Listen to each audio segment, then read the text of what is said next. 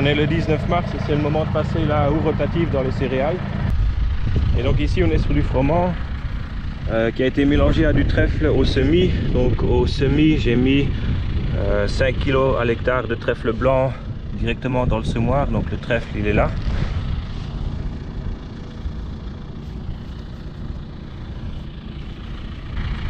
Donc cette technique là va permettre au trèfle d'avoir une avance sur celui qu'on aurait implanté au printemps. Donc ici directement après la moisson on va le laisser en place et on aura généralement on a 2 coupes après la moisson de trèfle et ça permet aussi un peu de nettoyer et de fournir de l'azote à la culture prochaine. Et donc la particularité cette année c'est qu'on a le choix du moment de passage. Généralement pour passer la roue rotative il faut plusieurs jours de temps sec après et avant, puisqu'évidemment le sol doit être bien essuyé. Donc souvent ça n'arrive qu'une fois entre la sortie d'hiver et le début du printemps où on a vraiment des conditions où on peut passer. Cette année-ci les conditions sont bonnes depuis presque 2 semaines, mais par contre on avait beaucoup de gel nocturne et je trouvais que la culture n'était pas assez avancée. Donc plus elle est avancée, plus elle va résister et plus on peut être agressif. Donc ici on est sur un précédent poids, donc on a tous les reliquats d'azote des pois qui sont là. On a pu mettre un gros couvert entre les pois et le froment.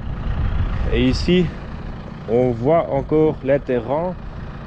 Alors qu'on va voir en face, ça m'a l'air d'être déjà fermé. Donc là c'est précédent haricot sans couvert.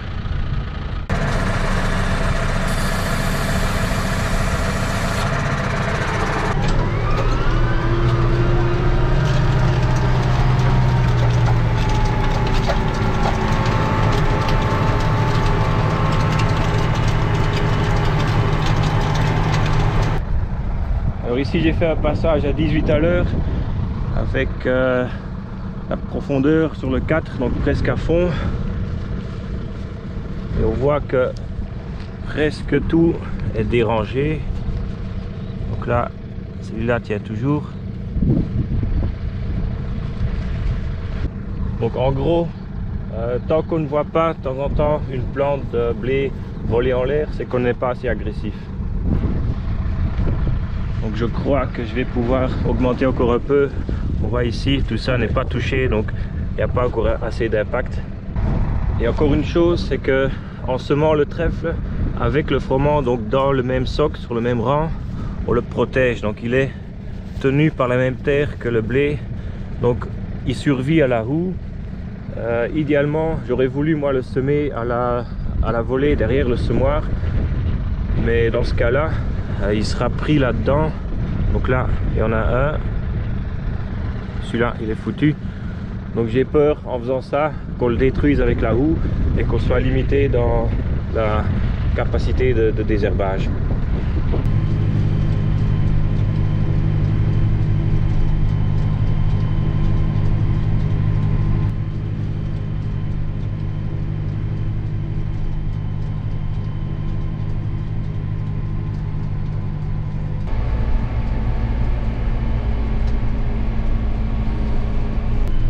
On peut voir que je roule à 18 km/h, je fais presque 11 hectares à l'heure et je consomme 1,6 litres à l'hectare. Donc quand c'est plat comme ça ne demande pas beaucoup de puissance. Par contre, dès que ça monte un peu, là ça demande énormément de chevaux et même le 130 R, il est tout juste, il a du mal parfois.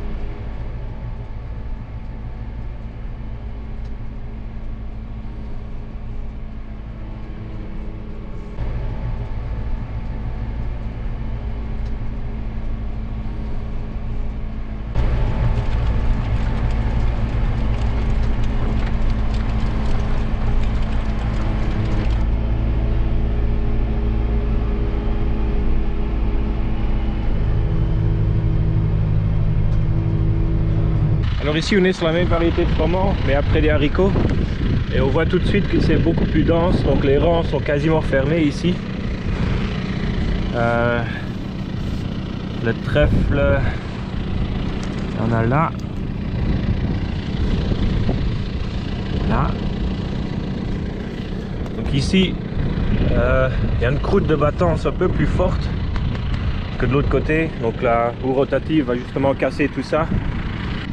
Donc quand on compare ce côté-là et ce côté-là, ici j'ai coupé la capillarité du sol, donc je ralentis un peu l'évaporation par rapport à ici. Donc ici le soleil aspire l'eau dehors, de ce côté-ci ça va être freiné. Donc là on a un mois de mars très sec. Je ne sais pas encore pour le reste de l'année comment ça va être, mais ça c'est un avantage quand on a fait ça et qu'il y a une année sèche.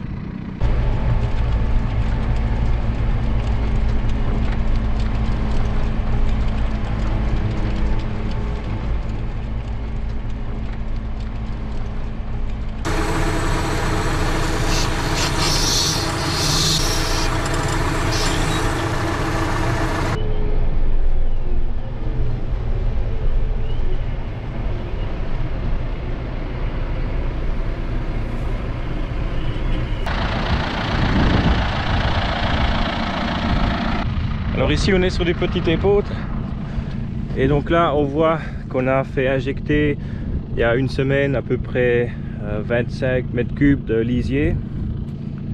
Donc ici il n'y avait pas de précédent poids, c'est un précédent froment, donc il fallait mettre quelque chose.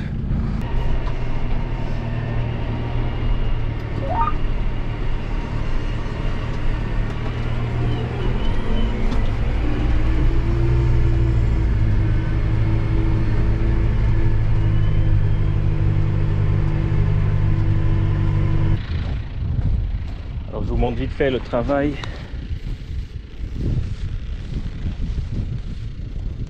Vous voyez, on n'a pas tout.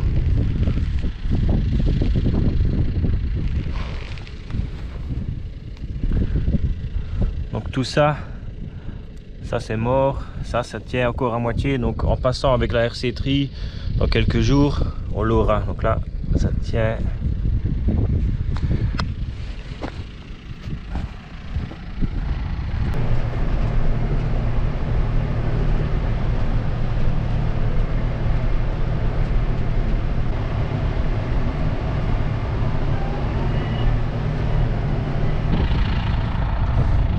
Et donc là on est sur un triticale de multiplication, donc on a trouvé un petit contrat pour faire quelques hectares comme ça.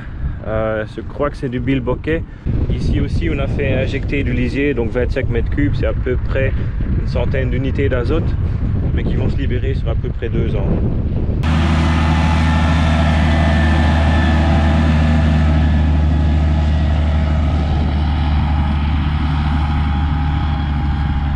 Donc ici, vu que c'est pour multiplier, on va avoir des contrôles du ministère pour voir si c'est bien propre, si tout est dans les normes, s'il n'y a pas de maladie. Donc ici, c'est encore plus important que dans les autres parcelles de vraiment l'avoir propre, sinon il va être déclassé. Et par chance, c'est notre céréale la plus propre, donc je ne vois quasiment aucune mauvaise herbe, pas de maladie.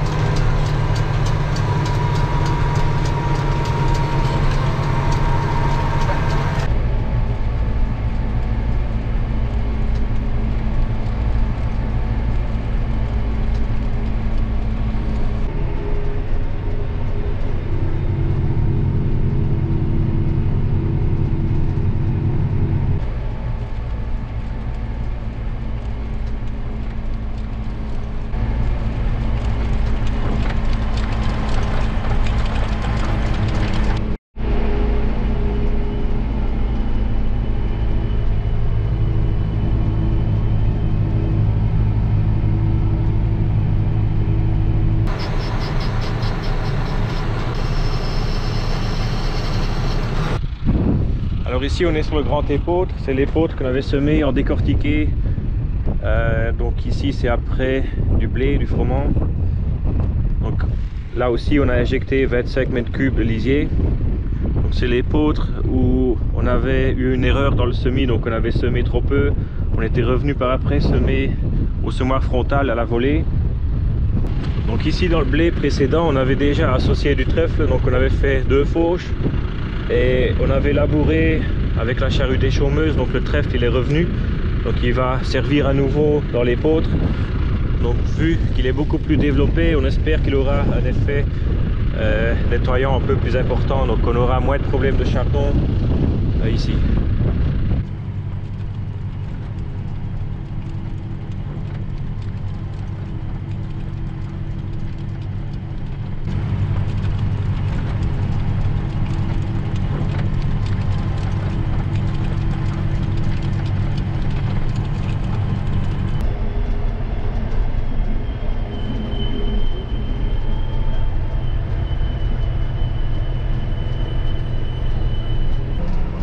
Alors le problème de l'injecteur à lisier, c'est qu'il compacte fort le sol, donc là la roue elle a du mal à rentrer. On voit même que les roues de jauge elles tournent dans le vide là.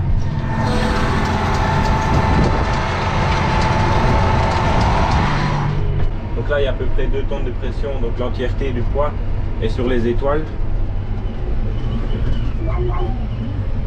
Et même là ça a du mal à rentrer.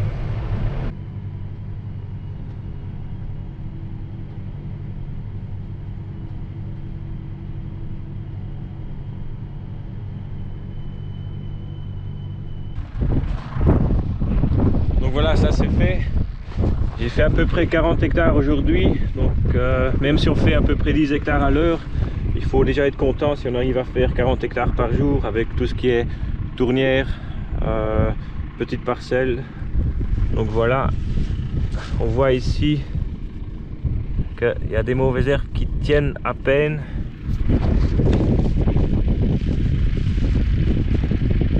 Il y en a qui sont foutus. Donc il faudra absolument passer à la RC-Tri d'ici 4-5 jours, laisser la céréale un peu reposer et puis finir d'achever tout ça.